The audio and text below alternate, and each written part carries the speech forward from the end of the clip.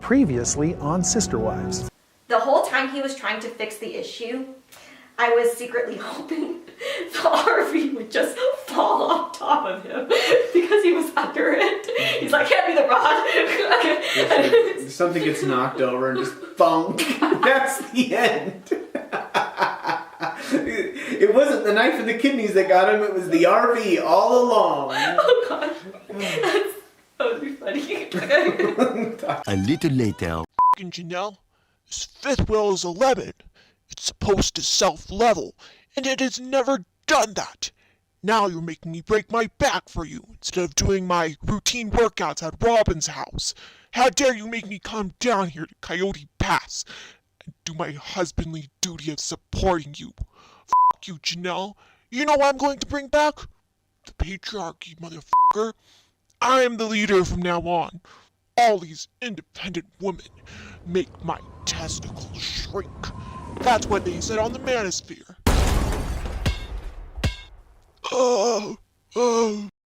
Patriarchy forever.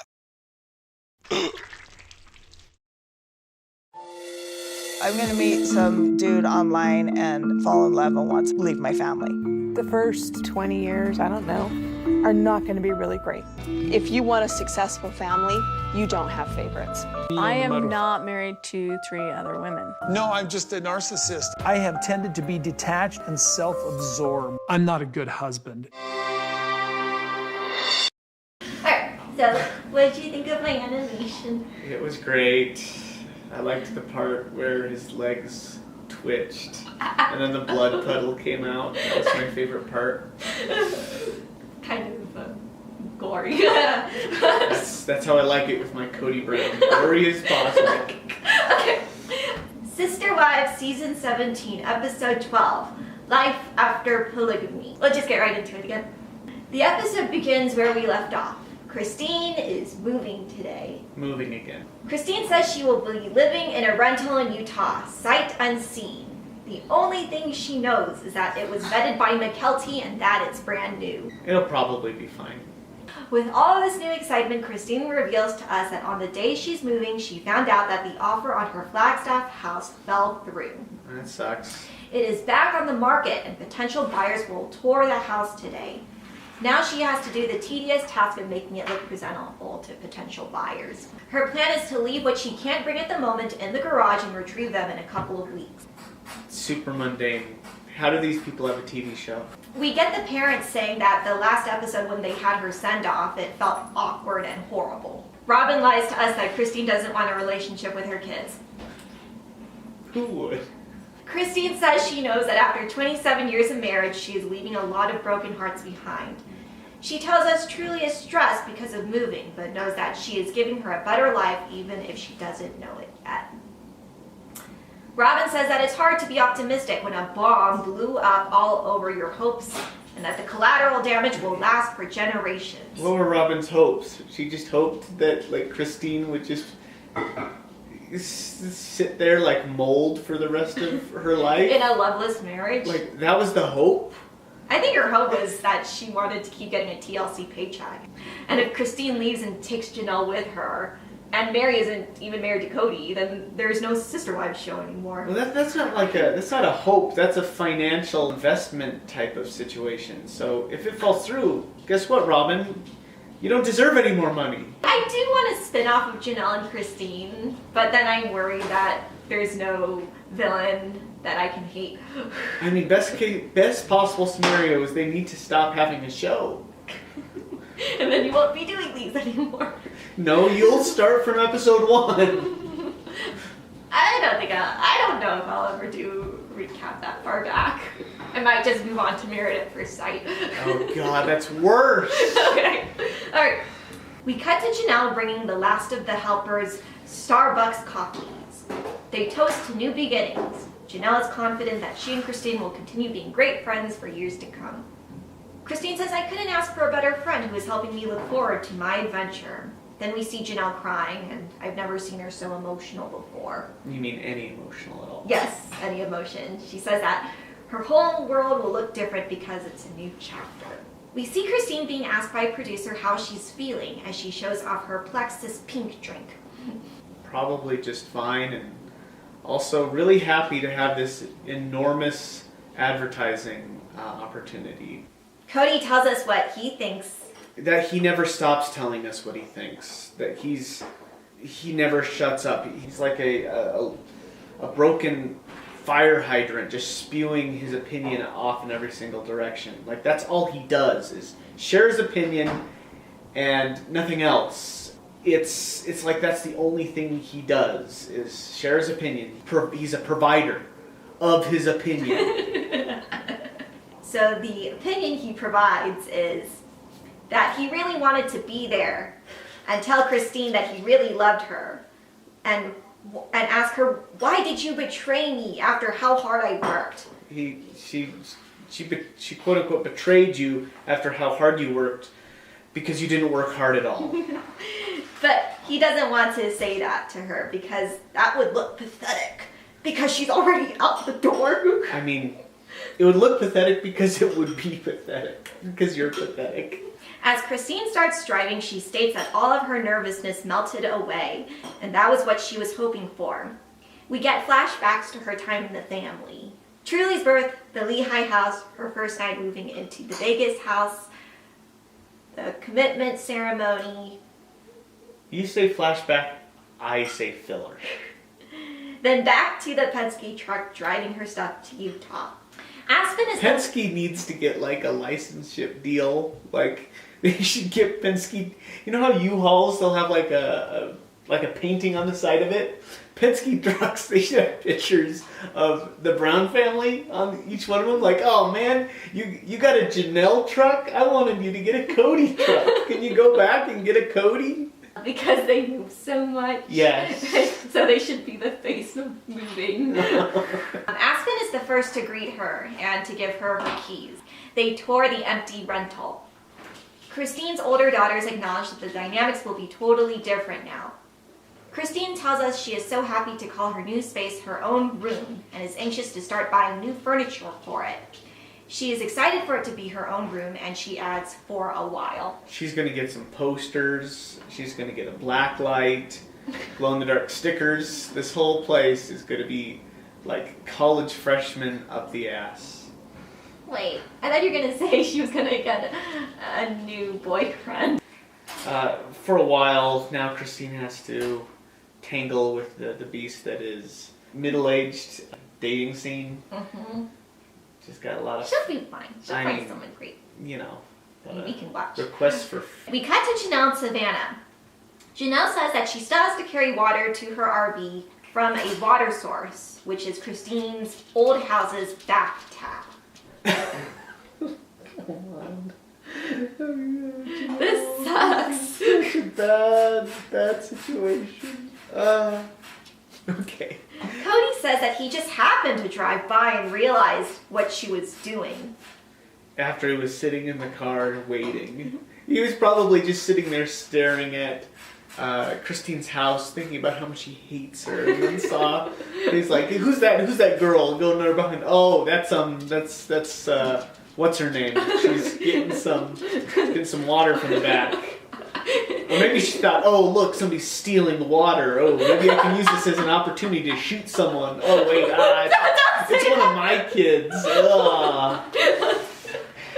I can use my military grade rifle for home protection. It's like, but no, it was just Savannah and Janelle. Savannah admits she didn't grasp how difficult it would be living in an RV alongside her mother, but said that it's just one of those things that you gotta do. Cody says that he would buy Christine's old house for Janelle to rent in, whilst also building on Coyote Pass. And that confused me because I thought they couldn't build on Coyote Pass. Did he say this to Janelle or to the camera? To the camera. Okay. I think. Who knows? Because sometimes he'll lie straight to the... His term is he gets creative. But that's what he means when he lies. He claims that he wants to buy Christine's old house, but that confused me because I thought they couldn't build on Coyote Pass until it was paid off. Yet they have enough money to buy Christine's house. Was that always an option? I don't think he actually wants to build anything on the Coyote Pass for right now. He continues on saying that that was the plan for Robin's house, which I'm confused because I didn't know Robin was renting her new mansion. She absolutely isn't. Remember that whole bit where she was crying and saying, God will give me a rental with like 16 rooms in it because God loves me. There aren't that many houses that exist, let alone people who want to rent them. So I don't know why he's making Robin's situation comparable to Janelle. Janelle tells him that she doesn't have enough money to buy Christine's house whilst financing something on Coyote Pass, even if it is small. She consulted a financial advisor who said that if they bought Christine's house, she would have to rent it for 2 years for that mortgage to not be counted towards her debt to income, which is, I had to Google that. It's a way for lenders to calculate how you can repay the money you plan to borrow. These people, they have so much debt. And see, that's the thing. It's like a normal family full of normal people, if they were given the amount of money that these people were given when the show first started, they should be living the easy life for the rest of their life. Well, if it's one thing we know, the Browns are really good at hemorrhaging money. They're so good at hemorrhaging money.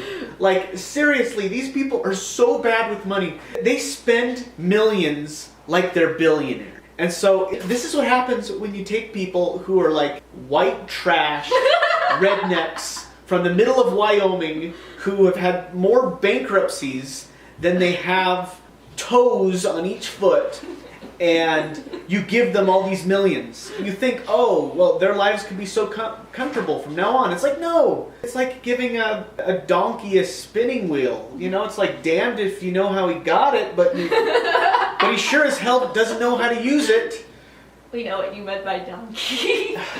Okay. She can't finance something else on the side whilst also having this rental for 2 years. She desperately wants to get out onto the property, which is why she doesn't want to buy Christine's old house. Cody keeps telling her to buy the house since it just takes a year to build anyways. Janelle keeps reiterating she will not qualify for a construction loan if she does. Cody then blames Janelle and says she could have afforded 2 mortgages without it affecting her debt to income if she didn't buy the RV. These people collect mortgages. And then Janelle says, it would take me 2 years of rent to apply, so where am I going to live in that time? Cody tells us that he is being creative again and argumentative. Janelle says she can't get something built within a year. The money I would have put down as a down payment on Christine's house is roughly enough to pay off Coyote Pass. But we can do both. I don't think so.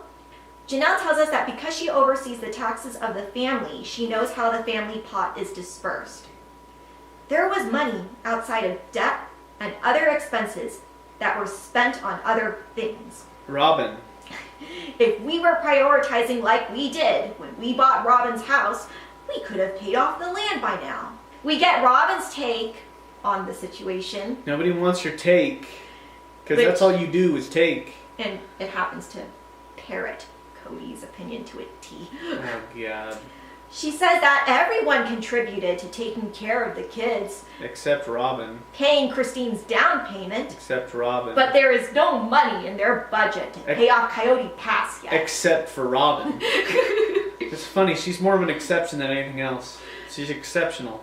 Cody says that he has never seen Janelle so adamant about putting their money towards Coyote Pass before, because as far as he knew, she didn't discuss that with her other sister wives. But he says, how would he know if she discussed it with the other sister wives? What he's really saying is she never said it to Robin, because Cody's not talking to Christine. He's hella not talking to Mary. The only one he talks to is Robin. He's like, oh, she can't be serious because she didn't tell Robin about it. I can't imagine any situation where Janelle would voluntarily talk to Robin. Oh, that's gonna come up. I'm picturing them both at a party. You know, they're both at a party there, and Robin just kind of goes, "Hey, Janelle," and Janelle doesn't say anything and just walks away. Janelle says she doesn't want to be stuck in a house that is not the one she wants. Then Cody says, if you're going to stay in an area, buying is always more fiscally responsible. Granted, the market doesn't just crater. I also don't want her to rent, because if we bought Christine's house and she builds on Coyote Pass, she has a rental property now, which is now an asset. Janelle tells us whenever Cody brings up her living situation to her, he never does so in a loving way. It was always in the vein that he was sad that he was going to lose an asset, taking Christine's house, for example. She feels like Cody is using her buying power to save an asset that he apparently loves, which is unfortunate because Janelle isn't fond of this house and doesn't want to stay in it forever. I wouldn't be fond of that house either. It's a bad house. Yeah. There's no door on the bedroom. What the? Well, they installed a door, but it's like kind of like halfway between the staircase, so I don't think that there's And walls. the dining room over is the like door. upstairs. It's weird. And also the bad memories that must mean for Christine and probably for Janelle because she loves Christine. I mean, yeah, but just also, how the hell are you gonna sell that thing? It's bizarre. Cody then tells her that she isn't thinking like an entrepreneur. Janelle tells us, I want my own house. Then Cody goes, but you're moving into a rental. Yeah, just for 6 months because of the winter. Well, I don't want to live in an RV. We don't have to. I just said that we can stay in town and rent. She continues on saying that Cody has his own house with Robin, so he should let her make up her own mind about her own living situation. Okay, there's a word for not caring about a man and her wife in their house. It's called not being married to that man. Foreshadowing. Hopefully. Mary then tells us that the sale from her house went into buying Robin's Flagstaff house. So now it has been revealed that Janelle's Vegas house and Mary's Vegas house went into paying for Robin's house in Flagstaff, which doesn't really make sense to me because I'm assuming each of those houses sold for at least $500,000, but Robin's house is $900,000 something. Why did both of their profits have to go toward Robin, who does nothing? Because, you know, they pool everything. They pool everything. And by pool, I mean they just give it to Robin. Cody ends the conversation saying, when there's a way, there's a will. Did he really say that? Well, I made it make more sense. He said there's a way, there's a will. He didn't say when. Okay. Just because you can do something doesn't necessarily mean anyone wants to do it, Cody. Okay. Okay, Janelle's charade with buying that RV is not working because she can't work with me to solve the problem. Janelle says she will not be steamrolled by Cody, and Cody says that he is not forcing anything on her. She will do things the way she wants, and she always has. Oh my God. Cut to 2 to 3 weeks later. Christine has found a new buyer for the home, so she and Truly are back in Flagstaff. Truly is going to sleep over in the RV for funsies and to spend time with Savannah and Janelle. Janelle is excited for Truly to stay. She's a cool kid. You can have these amazing adult-level conversations with her, and you forget that she's still 11. We get some background info on Janelle.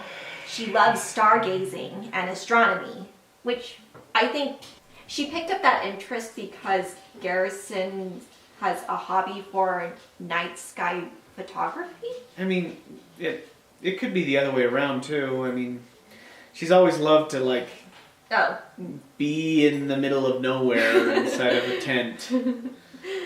Because he has a legit telescope that he takes pictures with, and he shares that on his Instagram. Okay. They roast some hot dogs. Truly says she likes her s'mores extra toasted, aka burned on the outside, but the inside gets all creamy. This is top tier television. Okay. Janelle says she wanted Truly to have a good time and even bought the real sugary cereal, which she never buys, so her experience could be like an amusement park. I didn't know that buying sugary cereal was the equivalent of theme park. Well, when you're Janelle and living in this RV, you have to go get water from the back of Christine's tap. Yeah, I guess I could see that as being a theme park-esque experience as well. Truly says she likes spending time under the stars, but gets melancholy when she thinks that this won't happen again for the next couple of months. I think she would have gotten tired of it soon anyway. I'm pretty sure she still wants to hang out with Susanna. Okay. If Truly is going to stay in Flagstaff again, she's definitely not going to be staying at Robin's house, because even though Cody promised a room for her. I wouldn't send a child that I loved to spend time with Cody and Robin. Janelle says out of all of the real current sister wives, Christine was always the heart of that relationship. I've struggled with Mary for years, and with Robin, well, there's a lot of problems. But with Christine, she is truly, in my head, the definition of a sister wife.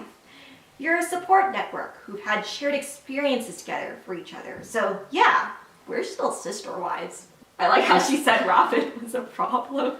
Robin's just full of problems. Robin doesn't have problems. She is a problem.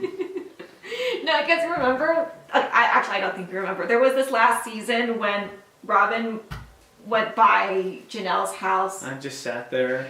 And I think she brought over some Christmas decorations, and she tried to tell her, hey, let's work on a sister-wife relationship. That's what Robin told to Janelle. She said, I want to work on a sister-wife relationship with you, Janelle. And Janelle's like, yeah, let me think about that. You don't want to be friends with Robin. If you're friends with Robin, that'll... So she'll single white female you like she did Mary. Seriously, Robin is just a manipulative bitch. We cut to the screaming porch episode, then to Christine, that she hasn't spoken with Mary or Robin since then. I mean, they didn't really talk to her then either. Christine says that most likely the relationships with those two will stay as they are. They will be cordial at family gatherings, but will not actively seek the other out. It's possible for things to change, but right now there's not a lot of trust among the three of us at all. Christine says, I don't like being in Flagstaff.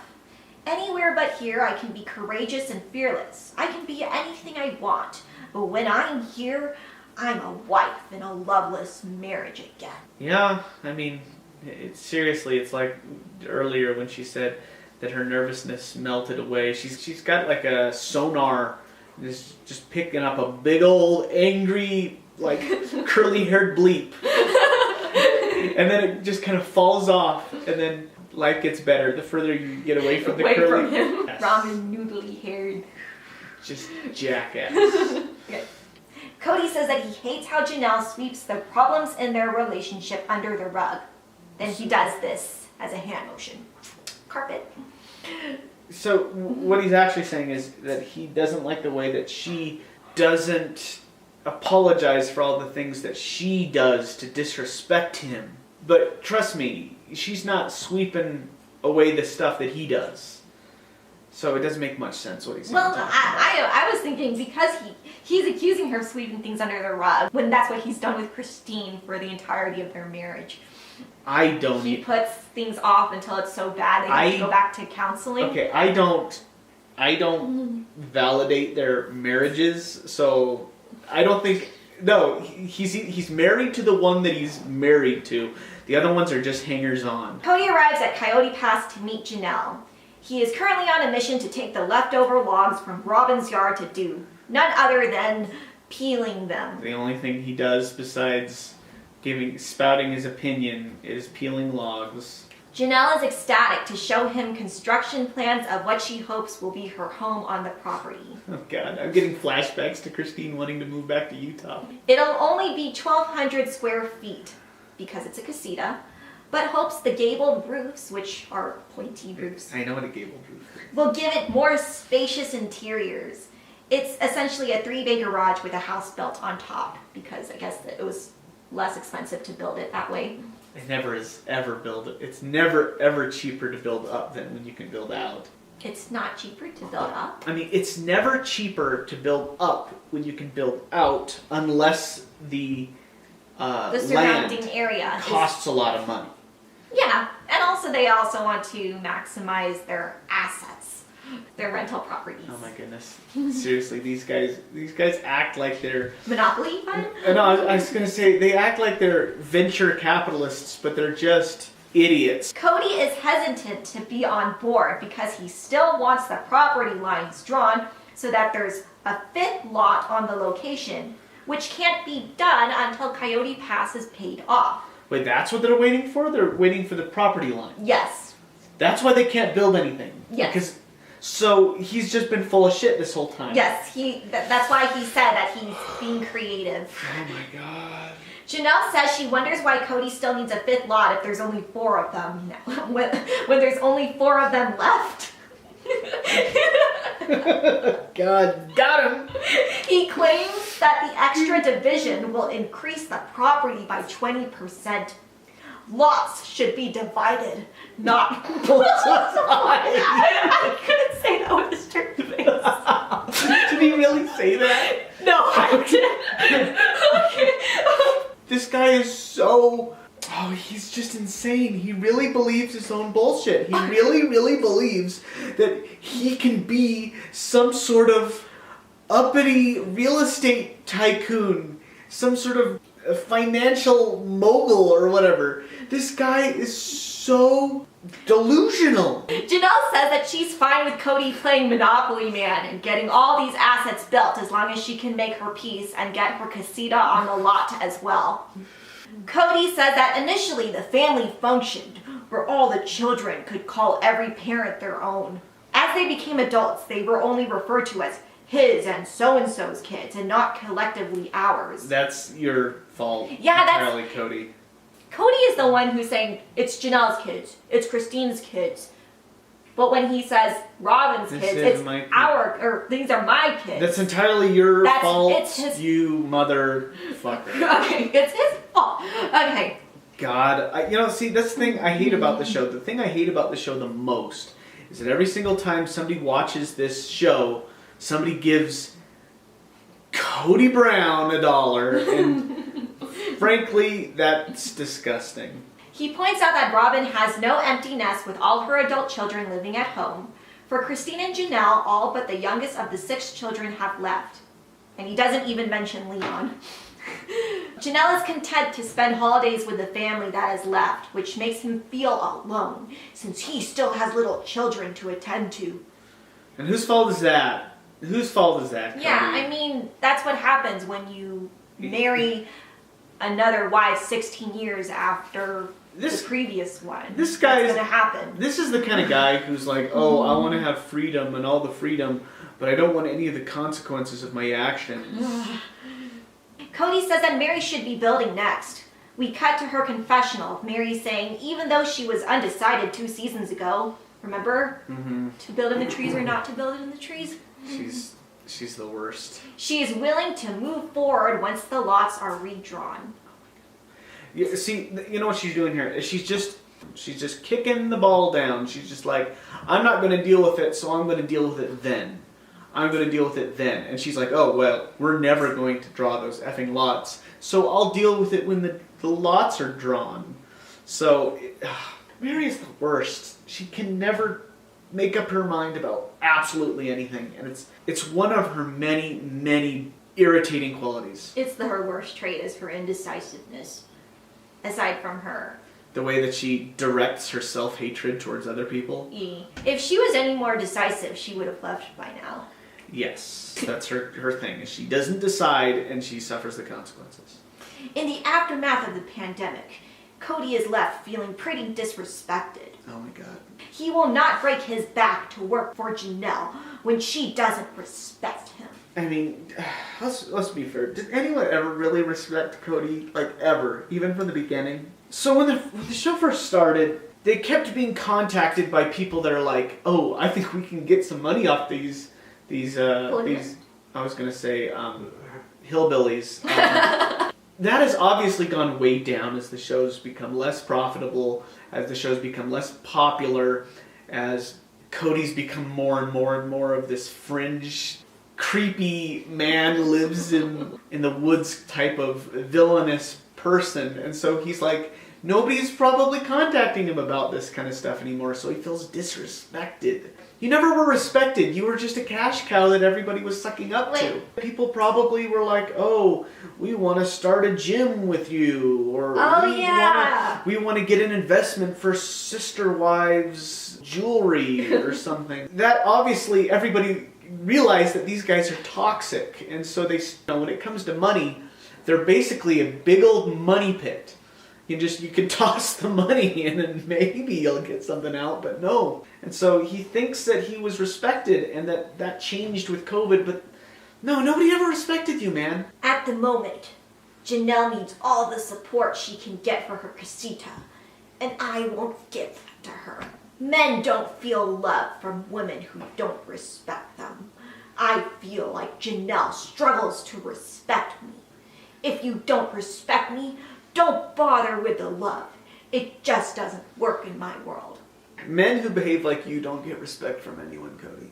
And it was funny how he says, if you don't respect me, don't bother with love, when he meant to say that in first person, where he meant, if I don't respect you, I won't bother with loving you. No, I think he meant Really? don't try to love him if you don't respect him or something. But I also think that it's like a two-way street. He's gonna make it It's out to not love Janelle It's anymore. absolutely just an excuse. This guy just comes up with excuses. You can't nail this guy down because he's so wishy-washy. We cut to Christine packing up the last of her things from the garage. She says Cody will help load the snowblower since it's too heavy for her to do it on her own. Cody then tells us how to distribute weight on a trailer, which I was surprised to be getting this lesson from, of all people, him. Because remember how many flat tires they got on their moves. But I guess that was just the Vegas move. Yeah, that was the Vegas move. Guess they learned their lesson. Yeah, he has PTSD from that. It's almost like you could use the distributing of weight on a trailer's wheels as maybe, I don't know, a way to disperse your love. A metaphor for polygamy, maybe. Maybe that's a lesson you should have learned, you jackass.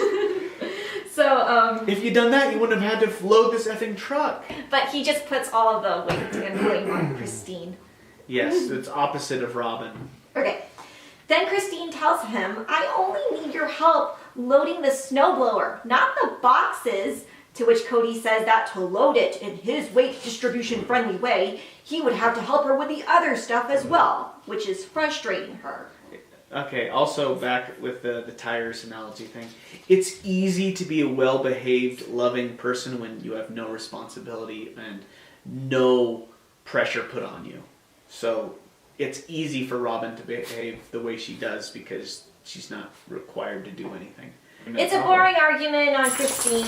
This is what they call it's not a surface level argument. They're not arguing about the effing boxes. They're arguing about something else. It's just the boxes are the medium in which this argument is being suspended in. Yeah. Christine's saying to Cody to not micromanage her, of how she packs her shit. And Cody telling the cameras that she's stupid for not listening to good advice. Well, at this point, she might be stupid for not listening to good advice, but it's more important to her that she not put up with Cody's bullshit than to have the stupid tires be balanced. Mm-hmm. We get a shot of Christine saying one of her newfound favorite traits is the ability to do things on her own. We then cut to Cody saying that he's pissed off how independent Christine is being right now, and says that he doesn't even have to help her. I'm kind of feeling for Cody at this point, just because, it's like if you're dealing with a toddler and the toddler's just discovered that the toddler can do things on their own, and yet they keep doing things in a destructive or irresponsible way. You just want to help them do it, but they are like, no, I want to do it on my own. That's frustrating, but also Cody's a jackass, so fuck him. Because the issue, I thought, was Christine just needs him to load the snowblower. Yes. That's it. That'll probably take 2 minutes tops. No, I understand the frustration he's going through, but he's still a jackass. And now she's saying, well, you don't have to help me with everything. And then Cody says, well, I don't even have to help you at all. I think he's the one acting like a toddler. He's always acting like a toddler. I'm just saying the frustration of trying to help somebody who is doing something wrong or something in the wrong way just because they want to do it themselves. Mm-hmm. That can be frustrating. Okay. We finally get a gem from Cody. He says that his breakup with Christine is negatively affecting Robin's and Janelle's marriage to him. The big reason as to why that is because I don't know what my identity is outside of this big family that I curated. I'm spiritually off course and I'm a mess. I don't know what it'll take for me to get back on the right track. See, yeah, boom, bang, ding, ding, ding, ding, ding, ding, ding, ding. Cody, everybody knows this. Everybody gets this. You want Christine around not because you like Christine, not because Christine contributes to the family, not because it keeps the kids together, not because it keeps everything together or whatever. You want this because it's your identity. Your identity is tied into having 4 wives. And we all know this. And we've all known this since episode 1. It's going back to do lions... is this evidence that polygamy is a thing? Or, this is my other wife. What? You want me to explain my other wife? Some people get mohawks, right? Mm-hmm. They get mohawks. Why? So that everyone will look at them and go, oh man, look at that guy's mohawk. You don't get a mohawk unless you want people to know that you have a mohawk. That's your identity. And so, to Cody, it has been the polygamy guy. And so, if he's not a polygamy guy, what is he? He's just an angry little man who's just the worst. And so, yes, Cody, God, this is the introspection that we've all been hoping that you're going to get, but you're not going to... That's why I said it. It was a gem. It was a gem. This is him. Christine leaves back for Utah feeling giddy. She says, I learned that I can take a stand while simultaneously not asking for his help ever again. Cody's parting words are, Christine has told me that I'm a coward. I agreed to that and said, yeah, I am cowardly. I could have told her that I didn't like her, but you know what I never did? I never quit. I hope after the anger settles that I will be feeling differently. And we see him watch from Christine's old driveway as she departs in her trailer, and he's looking very pathetic. He's always looking pathetic because he is pathetic. Seriously, this, like most episodes, could have just been the last 5 minutes. That is the end of episode 12, Life After Polygamy. See? Okay, so give us the too long didn't read summary. Okay, Cody continues to be a jackass. More trucks. Janelle is hanging on by her fingernails. Cody doesn't deserve any of the money that they have. Robin is really, really good at taking money from people. And also, Cody suspects that he might be as pathetic as he actually is. And Mary isn't there. Who? Mary. Okay. Alright, that's it. I don't really care whether or not you like or subscribe, but Angie really does. She's counting away. So if you could do that, that would be great for her self-esteem. Okay. This show's the worst. Okay. Alright, that's it. Bye.